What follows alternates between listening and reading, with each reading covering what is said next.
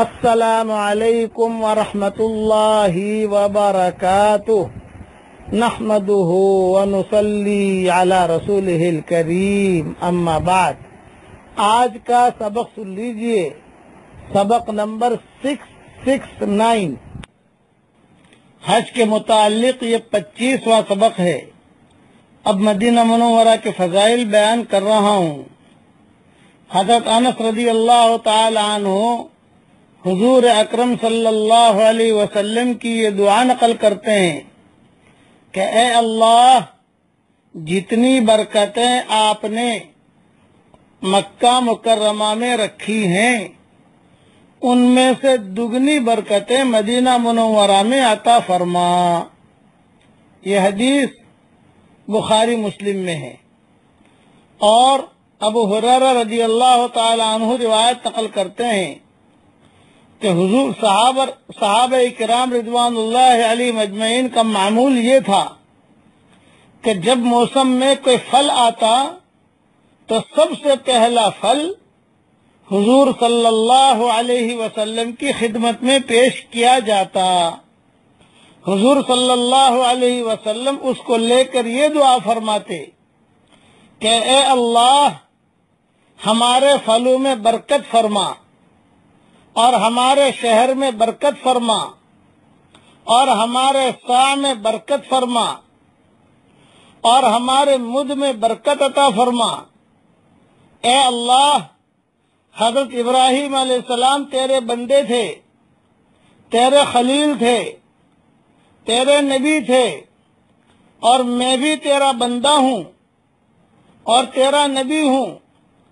انہوں نے مکہ مکرمہ کے لیے دعا کی، میں ویسی ہی دعا مدینہ طیبہ کے لیے کرتا ہوں، اور اس سے کئی گنا زیادہ کی کرتا ہوں کہ اللہ، مکہ میں جو برکتیں رکھی ہیں اس سے کئی گنا زیادہ دعا تو برکتیں مدینہ منورہ کے لیے مقرر فرما۔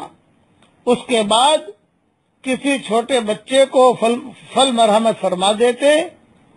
اس حدیث شریف میں حضرت ابراہیم علیہ السلام کی دعا کی طرف اشارہ فرمایا جو قرآن پاک میں مذکور ہے، فَاجْعَلْ أَفْئِدَةً مِّنَ النَّاسِ تَهْوِي إِلَيْهِمْ وَارْزُقْهُم مِّنَ الثَّمَرَاتِ، کہ اے اللہ، لوگوں کے دل اس شہر مکہ مکرمہ میں رہنے والوں کے طرف مائل کر اور ان کو پھل عطا فرما۔ اس لیے مکہ مکرمہ کی بھی ایک خاص فضیلت ہے اور مدینہ منورہ کی بھی ایک خاص فضیلت ہے۔ اس لیے یاد رکھنا، حج کے بعد حاجی مدینہ منورہ جاتے ہیں، اس لیے مدینہ منورہ کی خوب قدر کریں۔ ایک حدیث اور سن لیجئے، حضور صلی اللہ علیہ وسلم کا ارشاد ہے کہ بے شک ایمان مدینہ کی طرف ایسا کھینچ کر آتا ہے جیسا کہ سانپ اپنے سوراخ کی طرف آ جاتا ہے۔ یہ حدیث بخاری شریف میں ہے، یعنی سانپ چلتا چلتا اپنے سوراخ کی طرف سیدھا ہو کر کیسا سوراخ میں چلا جاتا ہے، اس طریقے سے ساری دنیا سے سمیٹ کر دین جو ہے یہ مدینہ منورہ میں آ جائے گا۔ حضور صلی اللہ علیہ وسلم کا ایک ارشاد اور ہے کہ اسلام کی بستیوں میں سب سے آخری بستی جو قیامت کے قریب ویران ہوگی وہ مدینہ طیبہ ہوگا، یعنی اس کی ویرانی ساری آبادیوں کے بعد ہوگی۔ یہ حدیث مشکات میں ہے، اور وہ سانپ جو آتا ہے وہ حدیث بخاری شریف میں ہے۔ سانپ والی جو حدیث میں نے بیان کی بخاری شریف میں ہے۔ اللہ تعالی ہم کو مدینہ منورہ کی قدر کرنے کی توفیق عطا فرمائے۔ اب ایک بات اور سن لیجئے، کئی لوگوں کی طرف سے یہ پیغام آ رہا ہے کہ انہیں خواب برے برے آتے ہیں۔ دیکھیے، سنیے، اس کا آسان علاج ہے، رات کو سوتے وقت 3 مرتبہ سورہ قل یا ایھا الکافرون، 3 مرتبہ سورہ اخلاص، 3 مرتبہ فلق، 3 مرتبہ ناس، سورہ ناس، یہ پڑھ کر اپنے، اور آیت الکرسی، یہ پڑھ کر جو ہے دم کر کے سوئیے۔ اور قرآن شریف میں ایک آیت ہے سورہ یونس کی، آیت نمبر مجھے پتہ نہیں ہے، اس لیے کہ میں ایسی جگہ ہوں کہ قرآن کھول کے دیکھ نہیں سکتا، لیکن سورہ یونس میں ہے، کسی بھی حافظ کو کہو کہ فوراً نکال کے دے دے گا۔ آیت ہے، اس پڑھ رہا ہوں، لہم البشرا فی الحیات الدنیا وفی الآخرہ لا تبدیل لکلمات اللہ ذالک هو الفوز العظیم۔ 11 پارے میں سورہ یونس ہے اور اس میں یہ آیت ہے۔ اس آیت کو اگر کوئی آدمی یا عورت رات کو پڑھ کے سو جائے تو اللہ کی ذات سے امید ہے کہ بد خوابی، برے خواب نہیں آتے۔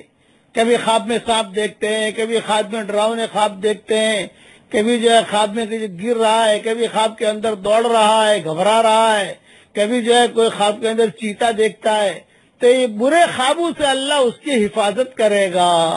اللہ تعالی ہم سب کو عمل کرنے کی توفیق عطا فرمائے۔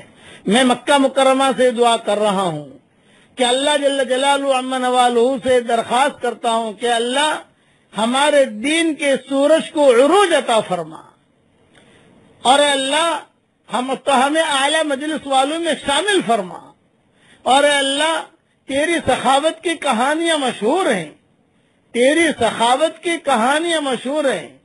حاجیوں نے حج کر لیا، اور اللہ جہاں جہاں قربانیاں ہو رہی ہیں حاجیوں کے حج کو بھی تو قبول فرما، جہاں جہاں قربانیاں ہو رہی ہیں ان کی قربانیوں کو بھی قبول فرما، اور جتنی ہماری جماعتیں نقل و حرکت کر رہی ہیں ساری دنیا میں ان کے نقل و حرکت کرنے کو تو قبول فرما، اور ان کی پوری پوری حفاظت فرما، اور ہر فرد امت کو دعوت کے کام کے لیے قبول فرما۔